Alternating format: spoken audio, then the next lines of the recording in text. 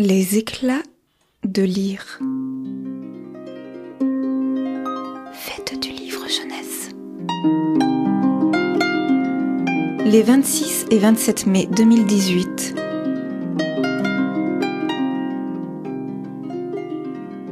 Découvrez l'ensemble de la programmation dans cette émission.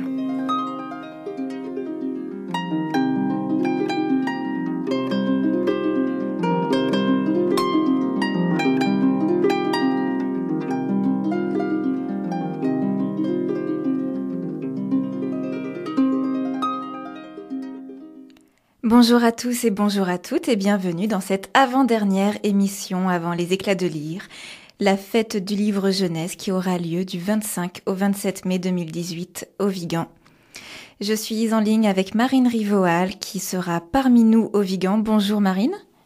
Bonjour Jolie. Marine qui est donc auteure et illustratrice mais également graveuse.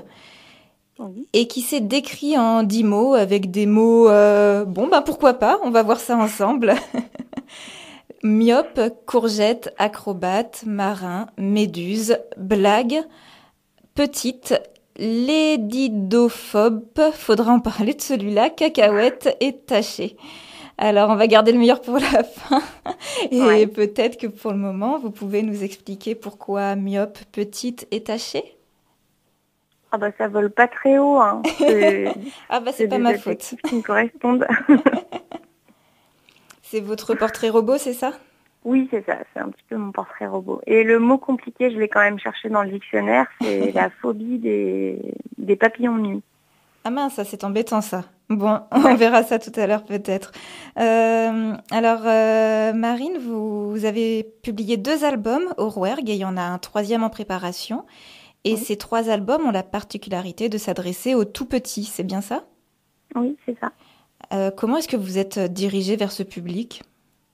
Alors, c'était pas vraiment conscient. Le premier album, en tout cas, je l'ai d'abord fait pour moi. Il n'était pas destiné à l'édition grand public. Donc le premier album, c'est 3 petits pois? Oui, c'est 3 petits pois. Je l'avais fait dans le contexte de mes études et c'était un livre d'artiste que j'avais réalisé en gravure et la couleur verte avait été rajoutée par un passage en sérigraphie et il avait été relié à la main. Donc c'était un livre conçu de A à Z par mes soins et c'est un petit peu, on va dire par hasard, mais j'ai eu l'occasion de le proposer par mail au Rouergue, à Olivier Douzou, sous les recommandations d'un professeur que j'avais à l'époque, un autre illustrateur qui s'appelle Gaëtan Dorémus et que vous devez connaître. Tout à fait. Voilà, et du coup, Olivier Douzou du Rouergue était intéressé par les petits pois, qui s'appelait à l'époque Un toit pour petits pois. C'était pas tout à fait la même histoire. Et puis c'est comme ça que ça a commencé. Mais l'album, au départ, je l'ai fait pour moi et pas pour un public en particulier. Eh bien, c'est une belle histoire que vous nous racontez là. On est content que Gaëtan Dorémus ait eu ce coup d'œil-là. Ouais, je remercie. 2 autres mots, courgette, cacahuète. Bon, courgette, j'aime bien ça. Et peut-être que j'ai donné ce mot parce que le film Courgette venait de sortir, le film d'animation, et j'avais bien aimé. Et cacahuète, c'était juste pour la consonance. Mais alors, les 2 mots ont une belle consonance, mis côte à côte. Ouais. Et alors, ça me fait penser au texte que vous produisez aussi avec vos illustrations. Pardon ? Vous êtes illustratrice, mais pour les albums que vous avez sortis, vous êtes également l'auteur, donc vous avez créé un texte. J'aime bien les sons rigolos et les rythmes comme ça. C'est peut-être pour ça que j'ai choisi ces mots-là, moins pour le sens que pour le son. Ouais. L'histoire de 3 petits pois, par exemple, d'où est-ce qu'elle vient? L'histoire de 3 petits pois, je pense qu'elle vient des étés passés dans le jardin de mes grands-parents en Bourgogne.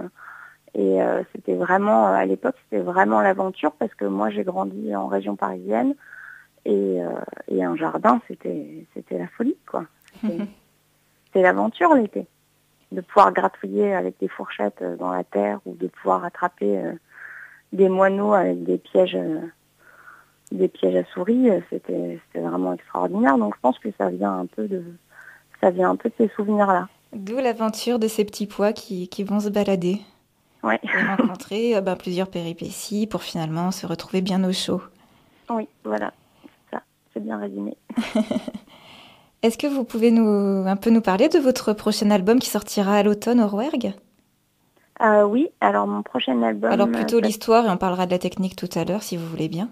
oui, ça s'appellera À moi. Mhm. C'est difficile à prononcer, un album à moi, comme ça on comprend pas toujours que c'est le titre. C'est une histoire sur fond de banquise, tout en bleu. C'est un ours qui est tout seul sur sa banquise et qui... On ne sait pas trop si c'est lui qui l'a détruit ou si elle se détruit toute seule. En tout cas, elle va drôlement en prendre un coup et jusqu'à disparaître. Et puis il va devoir se débrouiller sans maison. C'est encore une histoire de maison en fait. Ah oui. Alors trois univers bien différents quand même, puisque Trois petits pois, ça se passe dans le jardin. Cuit Ouais. cuit, on n'en a pas parlé, mais ça se passe dans la jungle. Et Oui. maintenant, dans la banquise. Oui, mais Cuicui, c'est un petit peu une jungle inventée. C'est pas très situé parce que on commence au bord de l'eau, on finit dans le ciel, il y a des arbres au milieu, mais c'est pas, géographiquement, c'est pas très, Non, ça fait partie de l'imaginaire après. oui, voilà, ouais, c'est assez large. Alors que les petits pois et le prochain, c'est clairement dans un lieu donné, et puis il y a quand même des liens, il y a toujours graphiquement, ça se passe toujours en haut, en bas, il y a des histoires parallèles, c'est toujours très frontal, mais sous la terre ou sous l'eau, il se passe toujours quelque chose, quoi. D'accord. Il y a des histoires parallèles qui se créent comme ça, selon des narrations, selon où on regarde. Oui, avec des détails dans l'illustration également. Oui, voilà. Et puis souvent des décalages texte-image importants. Ouais, super. Alors, deux autres mots, on parlait de l'eau justement, marin et méduse. Oui, marin, bah, c'est mon surnom. Méduse, c'est parce que j'en ai embrassé une petite et que j'ai une belle cicatrice sur le visage. Ah, d'où la revanche que vous preniez sur les moineaux. Ouais, voilà, peut-être. Non, Non, mais voilà, c'est que les vacances à la mer aussi m'ont beaucoup marqué. Et puis j'étais très douée pour attraper les poulpes et les choses comme ça. Et puis ça s'est mal terminé. Donc maintenant, je suis passée à autre chose. Alors, vous êtes auteure et illustratrice, mais vous êtes également artiste et Oui, graveuse. Je ne sais pas si on dit comme ça. si, On si. peut, d'accord. Donc, vous êtes graveuse Oui, et votre travail dans l'illustration, il part de la gravure, je crois. oui, c'est mon médium principal. En tout cas, l'impression, l'empreinte, j'utilise ça dans tous mes albums et même dans mes projets annexes. Il faut toujours qu'il y ait une complication technique. J'aime bien la contrainte de la gravure. Ça me permet de me donner un cadre en fait pour pas partir dans tous les sens, même si la technique elle change à chaque album ou à chaque projet, ça reste quand même du domaine de la gravure et de l'impression. Est-ce que vous pouvez nous parler un peu de votre travail en tant que graveuse? Alors oui, j'occupe un petit atelier dans un joli jardin encore en région à Lyon en fait, en banlieue de Lyon, mais je me déplace aussi selon les besoins techniques parce qu'on ne trouve pas la même chose dans chaque atelier. J'ai longtemps travaillé dans un atelier à Paris qui s'appelle, à Arcueil dans le 94, qui s'appelle ETR Balistique, qui est un atelier de gravure associatif. Mais j'en ai fréquenté d'autres. Cet été, en Bourgogne, je vais aller à la Métairie-Bruyère, qui est un centre d'art graphique avec des presses magnifiques. Et Alors, vous vous puis, déplacez pour le matériel notamment, voilà, mais voilà, vous parce que faites les aussi presses, des... oui. Oui, parce que les presses, c'est très encombrant et vous pouvez pas toutes les avoir chez vous. Oui, voilà, ça pèse des tonnes, donc non, c'est pas du tout possible de la monter au 3e étage. Et vous vous déplacez également dans des salons de micro-édition? Oui, dans des salons de micro-édition, des salons d'estampes. C'est lié en fait. Moi, je fais pas trop la distinction D'accord. entre les salons du livre et les salons autres de micro-édition parce que ça reste de l'impression sur du papier. Après, la frontière, il y en a une entre les illustrateurs et les artistes, mais pour nous, quand on est dedans, c'est vraiment très flou, quoi. D'accord. Bah, merci Mais, beaucoup. On fait une pause musicale et on reprend tout oui, de suite. ça marche.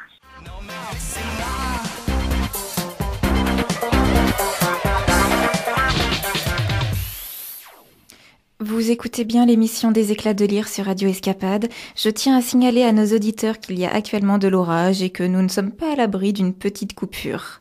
Voilà, je suis donc au téléphone avec Marine Rivoal qui nous parle de son travail d'auteur, illustratrice, graveuse.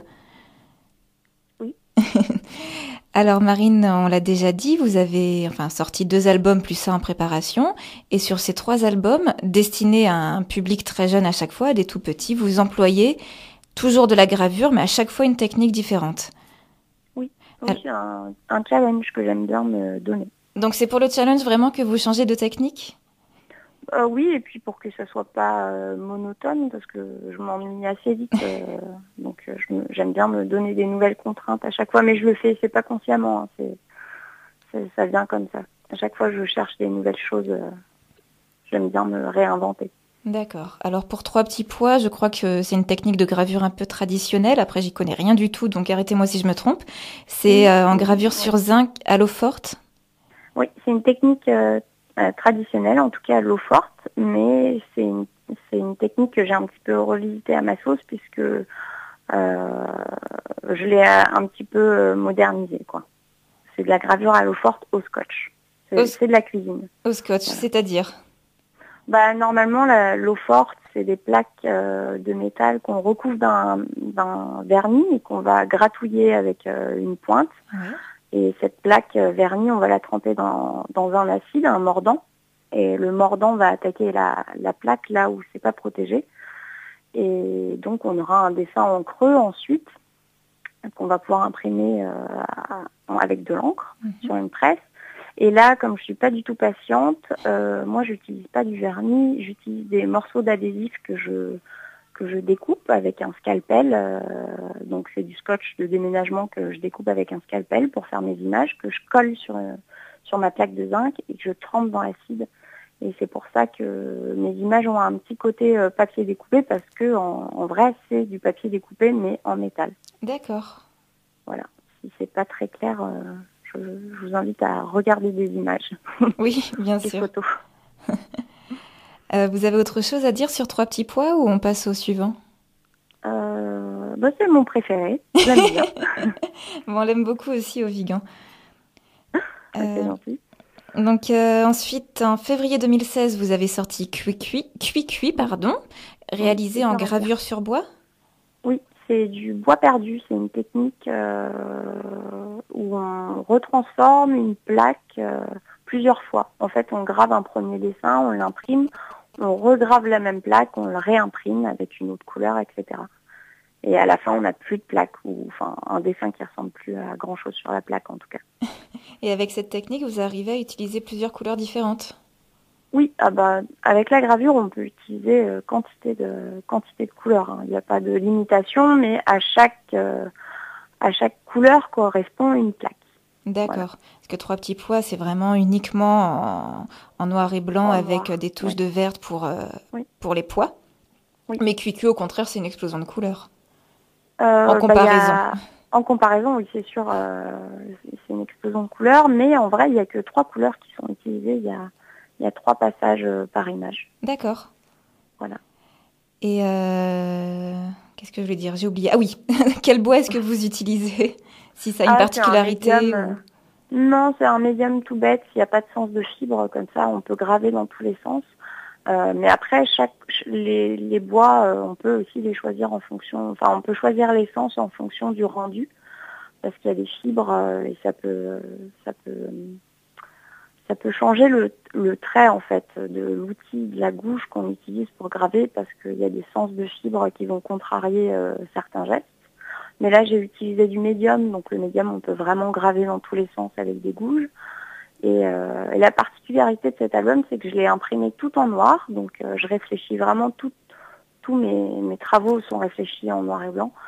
Et je l'ai imprimé en noir, donc j'ai pas d'original à montrer, mais par contre, il a été colorisé à l'ordinateur, puisque j'ai travaillé par couches de couleurs. J'ai transformé mes impressions noires à l'écran en couche de couleur pour qu'il n'y ait pas de perte d'information lors de l'impression chez l'imprimeur, quoi. D'accord, sinon les couleurs n'auraient pas été... Voilà, les couleurs n'auraient pas été ultra lumineuses, si les franches, transparences, les superpositions n'auraient pas été à 100%. Et du coup, là, l'imprimeur savait que telle plaque correspondait à tel Pantone, à tel numéro de couleur, et du coup, ça sortait exactement, l'impression sortait comme à l'écran, donc il n'y avait pas de surprise. Et il n'y en a pas eu, normalement, il n'y avait pas de surprise, il n'y en a pas eu. C'était parfait. Alors, le prochain album, il sort en septembre 2018. Il s'agit de À moi, point d'exclamation. Oui. Est-ce qu'il est fini, cet album ? Oui, il est terminé. Oui. En vrai, il est terminé depuis même l'année dernière. Oh, donc il est en cours d'impression ou... Il est en cours de maquettage et il va être imprimé cet été. D'accord, très bien. Donc, il paraît que vous avez utilisé une technique un petit peu rigolote ? Oui, alors c'est des monotypes. Les monotypes, c'est de la peinture sur une plaque et on imprime cette plaque sur une presse de gravure. Et en fait, en plus des monotypes, j'ai fait des empreintes avec des papiers que j'ai froissés et notamment des papiers cuisson. Et du coup, cet album a été toutes les images des icebergs qu'on voit, des ours. C'est que de la récup, c'est des cartons de boîtes de cornflakes et puis des boulettes de papier cuisson qui font les images. Donc il y a du relief dans ces images. Alors on distingue du relief. Après les illustrations originales sont bien plates puisqu'elles ont été écrasées par ma presse. Mais le rendu, oui, on a la sensation qu'il y a du relief. D'accord. Donc c'est que de la récup. Et puis du coup c'est rigolo après à refaire avec des enfants parce que on peut vraiment dessiner avec n'importe quoi. Et oui. Est-ce que vous avez une prochaine idée d'album en tête déjà ou une envie de technique de gravure ?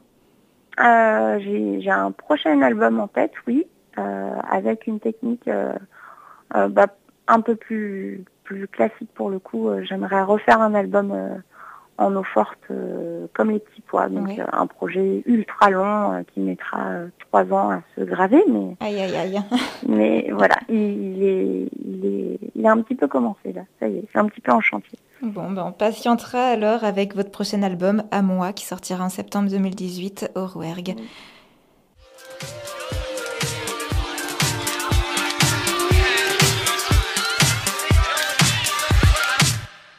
Gorillaz sur les ondes de Radio Escapade dans l'émission des éclats de lire. Je suis toujours au téléphone avec Marine Rivoal qui est auteure invitée aux éclats de lire 2018. Les éclats de lire qui auront lieu le week-end du 25 au 27 mai au Vigan au château d'Assas. Et donc Marine, vous allez intervenir auprès de plusieurs écoliers. Oui, auprès de plusieurs écoles.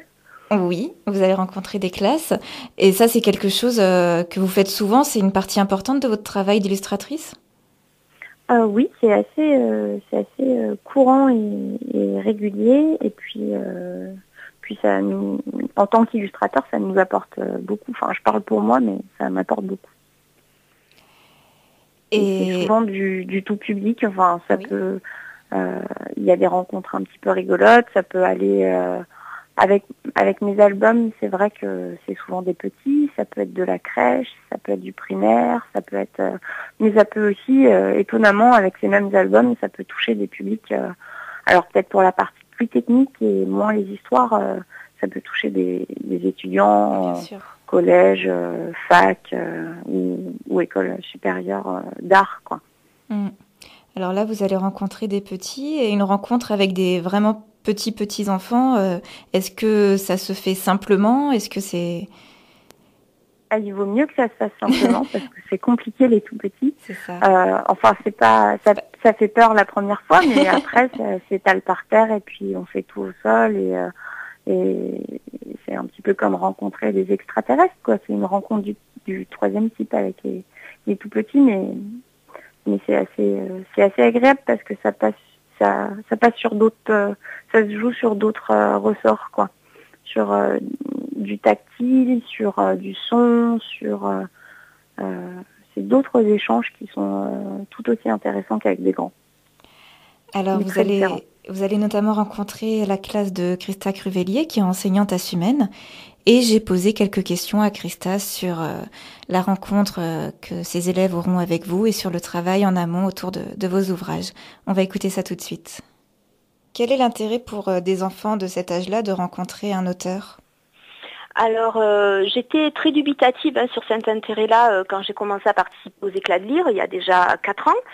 Et en fait, j'ai vite réalisé que pour eux, si on arrive à susciter une attente, bien sûr en classe, en amont, l'auteur ou l'illustrateur est attendu, mais vraiment presque comme un petit dieu, si je puis dire, parce que enfin ils vont rencontrer la personne qui a inventé l'histoire, la personne qui a écrit et la personne surtout qui a illustré, parce que les enfants de ma classe, en fait, à cet âge-là, pour eux, le livre, c'est avant tout le dessin et l'image qu'ils y trouvent à l'intérieur. Donc voilà, ils savent que Marine Rivoal, cette année, c'est elle qui a écrit l'histoire, mais aussi et surtout, c'est elle qui a élaboré les illustrations. Dès que j'ai vu l'album Trois petits pois, j'ai craqué parce que c'est un album que je trouve esthétiquement très beau, très réussi. Et en tout début d'année, on avait travaillé sur une autre histoire de petits pois. Donc là, le lien, il est parfait pour moi cette année.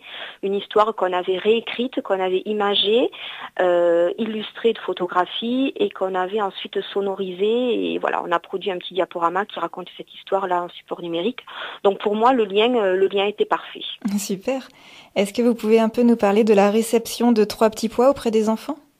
Oui, alors l'album a été vraiment très bien accueilli. Déjà, je pense parce que voilà, ça a fait écho à quelque chose qu'on avait abordé déjà au premier trimestre, mais surtout parce qu'en fait, j'ai mené la découverte de l'album en plusieurs étapes. J'en avais déjà parlé à Marine Rivoal au cours d'un mail qu'on avait échangé. Voilà, j'avais parlé de ma piste de travail. Elle avait trouvé ça intéressant. En fait, j'ai présenté l'album en cachant en première partie le titre qui se trouve sur la couverture et aussi dans les 2 premières pages du livre, parce que c'est très explicite de lire Trois petits pois. Donc moi je voulais cacher ce titre parce que certaines moyennes sections de ma classe connaissent déjà le mot pois, et je voulais simplement déjà feuilleter l'album et lire donc les pages suivantes sans qu'on sache au départ que c'était des petits pois. Donc en fait, ces 2 petites boules vertes, pourquoi se baladent-elles comme ça dans un jardin ? Pourquoi vont-elles s'enterrer ? Et ensuite, que deviennent-elles ? Et donc dans les dernières pages de l'album, on voit un petit germe qui sort de ces petites boules vertes, des plantes ensuite à la surface, bien sûr, de la terre. Et là, moi j'espérais qu'il y ait des remarques sur la germination, sur le fait que ce soit une plante, etc. Et effectivement, c'est ce qui s'est passé. Une fillette a dit « Ah, mais alors c'était des petits pois !» Donc là, j'avais tout gagné en fait. Et du coup, ensuite, on est revenu sur le titre « Trois petits pois ». Alors, il faut savoir que ce titre aussi, il les a interpellés parce que Trois petits pois, alors que sur l'illustration de la couverture, il n'y en a que 2, a en fait induit une recherche, donc une relecture, et on voit en toute dernière page un 3e petit pois en fait qui s'échappe des plants et qui va à son tour pérégriner dans le jardin et à son tour se semer, etc. Voilà, le cycle de la vie. Comment est-ce qu'ensuite vous préparez la rencontre avec l'auteur ? Alors la rencontre avec l'auteur, c'est un peu, enfin disons qu'avec les petits, on espère toujours qu'ils vont arriver à poser des questions sur le travail de l'auteur, sur sa recherche d'illustration ou de sens de l'histoire. Et je pense que cette année, ça va se passer encore comme les années précédentes, c'est-à-dire que les enfants vont arriver, vont être très contents de voir qui est Marine Rivoal. Donc moi, ils connaissent un petit peu son visage parce que j'ai déjà montré des photos, bien sûr, prises sur Internet. Donc voilà. Mais ils vont lui poser plein de questions sur sa vie privée. C'est comme ça que fonctionnent les enfants. Donc j'espère qu'il y aura du retour. Bien sûr, il faudra pas que la rencontre dure éternellement sur cette question-là. Mais voilà. Donc il faudra qu'elle réponde franchement et avec simplicité à ce qu'ils vont pouvoir poser comme question. Et ensuite, j'ai échangé déjà des mails avec l'auteur pour voir un petit peu les activités qu'elle va nous proposer. Elle va amener des planches originales de travail qui ont donné ensuite les illustrations de l'album. Il faut savoir que cet album, en fait, est illustré avec le principe de la gravure sur plaque de zinc. Donc c'est une technique qui est particulière. Les enfants, là, s'attendent à ce qu'elle sorte en démonstration des feutres, des pinceaux, je ne sais pas, des crayons, du fusain, puisque l'illustration est en noir et blanc. Et en fait, elle travaille donc en gravure. Elle grave les plaques de zinc, et puis il y a des acides qui font réagir, etc., la plaque. Et voilà. Donc elle va parler de ça. Et elle va proposer aussi un atelier de manipulation à la portée des enfants, de la patatogravure. Donc elle va partir on fait ça de temps en temps, de moitié de pommes de terre en fait, qu'elle va graver. Un dessin va apparaître en creux, et une fois que c'est ancré et appliqué sur le papier, bien sûr, on a la trace de ce qui reste et qui n'a pas été évidé. Donc elle prévoit aussi un petit temps de manipulation, parce que ces enfants-là, il faut vite qu'ils soient acteurs de quelque chose en fait. Ils peuvent pas être dans la réception et dans un échange verbal pendant 30 ou 45 minutes. Nous allons la rencontrer le vendredi 25 mai. Donc c'est l'école de Sumène cette année qui va se déplacer au Vigan, à la maternelle du Vigan. Les années précédentes, c'est ma classe qui recevait l'auteur et les classes participantes au projet. Là, cette année, c'est dans l'autre sens. Donc ils vont être contents de se déplacer aussi, mes élèves. Voilà. Donc c'est un partenariat avec l'école du Vigan aussi. Est-ce que vous vous concertez avec les enseignants du Vigan? Oui, alors des échanges ont commencé, pas tellement pour le moment sur des pistes de travail et des jeux à échanger, parce que on est un petit peu en panne d'idées là, mais bon, on va y arriver, et on va chacun prévoir ou une réalisation en classe à présenter aux autres, ou un petit jeu de société tiré de l'histoire de l'album. Enfin voilà, il n'y aura pas cette année de déplacement à la médiathèque. Mais voilà, chaque année est différente. Et puis de toute manière, ce sont des projets qui sont toujours très porteurs, que ce soit sur le plan de la littérature que sur le plan plastique, en fait, avec mes élèves. Et voilà. Et puis on remercie grandement toute l'association Kamishibai, bien sûr, qui mène le festival, et qui fait que... Et la médiathèque aussi, parce que c'est un partenaire incontournable. Voilà. Merci à vous également de faire vivre ce projet. Voilà, c'était Christa Crivellier qui s'exprimait sur les ondes de Radio Escapade autour de la rencontre de sa classe avec Marine Rivoal pendant le festival Les Éclats de Lire. Donc une rencontre qui aura lieu le 25 mai, je suppose. Alors Marine, vous êtes attendue comme un petit dieu? Moi, je dirais plutôt comme une rockstar. Ah, c'est pas pareil. Enfin... ouais. Les Beatles ont déjà dit la même chose. Oui, non, on est vraiment des rockstars. Si la rencontre est bien préparée comme elle a l'air de l'être avec cet institut, oui, en général, les enfants connaissent notre nom et notre prénom, qui ne dissocient pas d'ailleurs. Et puis, oui, ça y va. Quand on arrive dans une classe, c'est la fête en général. Est-ce que vous voulez réagir sur autre chose que Christa Crivellier a pu nous dire?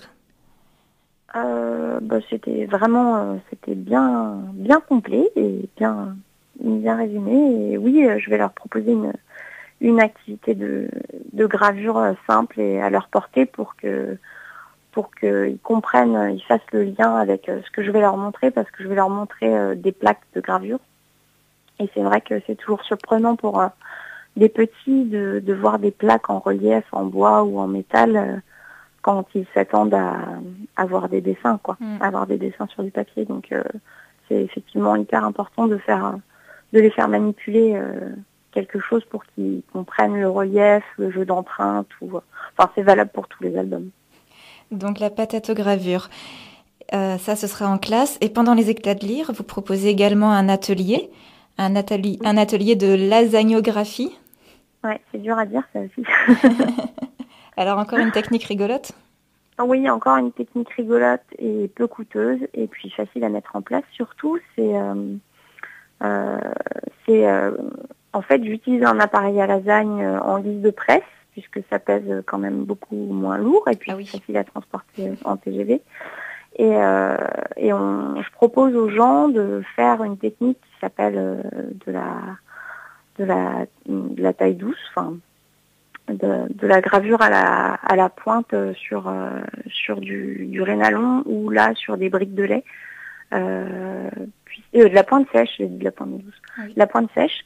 Donc j'ai un stock de briques de lait et puis à l'intérieur des briques de lait, il y a une petite pellicule argentée. Mhm.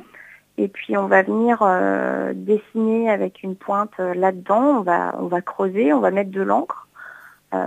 Et après, on va passer ça avec un papier mouillé dans la petite presse, dans le laminoir à lasagne, et puis ça va faire des impressions comme sur une grosse presse. Alors, 2 séances de cet atelier de lasagnographie avec Marine Rivoal. Ce sera samedi 26 mai, pendant les éclats de lire, à 15h et à 15h45, c'est ça? Oui, Oui, c'est ça. c'est Et ça. puis c'est du tout public. Il peut y avoir autant des parents que des enfants, puisque après le dessin, la technique est la même pour tout le monde, mais le dessin peut vraiment être poussé et il peut vraiment y avoir des jeux d'impression avec cette technique, quoi. Super, et ben on va découvrir tout ça aux éclats de lire. Il nous reste quelques mots à développer. Le mot acrobate. Alors acrobate, je me souviens même pas de l'avoir donné. Je crois Ah, je dois pas être l'avoir bonne, hein. inventé. Ouais, non, mais je suis peut-être bonne en gym. Oui, ça doit être quelque chose comme ça. Et puis on jongle pas mal avec plein de projets différents. Donc c'est Ah peut-être oui. pour ça que j'ai dit acrobate. Le mot blague, au pluriel bien sûr. On a déjà entendu Philippe Catherine, donc voilà, ça résume un petit peu le truc. Et alors je crois qu'on a tout dit. Je vais juste revenir sur ce joli mot compliqué, l'épidophobe. Mais c'est phobe, Oui. pas phobe? Ouais, c'est peut-être phobe. Non, j'ai dû faire une faute Ouais. de frappe, hein. Oui, je crois que c'est phobe. L'épidophobe. Donc vous m'avez dit Oui. que c'était la peur? C'est la peur des papillons de nuit. D'accord, donc c'est une peur un peu contraignante à la campagne, non? Bah oui, c'est pour ça que j'ai dit. Vous allez m'entendre crier. Je sais pas vraiment d'où ça vient parce que j'ai pas peur des papillons de jour, mais les papillons de nuit. Ah non, mais ils sont dégoûtent. beaucoup plus dégoûtants, hein. C'est non. Ouais. Je suis d'accord avec Ah vous. non, ils ont plein de farine là, de poudre. Bah. Bon, ben, on fera en sorte qu'il y ait que des moustiques autour de vous et pas de papillons de Oh, nuit, merci. alors je sais pas quoi vous dire. Merci beaucoup en tout cas pour ce moment partagé. Est-ce que vous voulez ajouter quelque chose? Ah bah à bientôt. Eh ben, à bientôt, oui, à très bientôt. On se verra donc dès le 25 mai au Vigan. Oui, ça marche. Au revoir, Merci Marine. beaucoup. À bientôt, au revoir.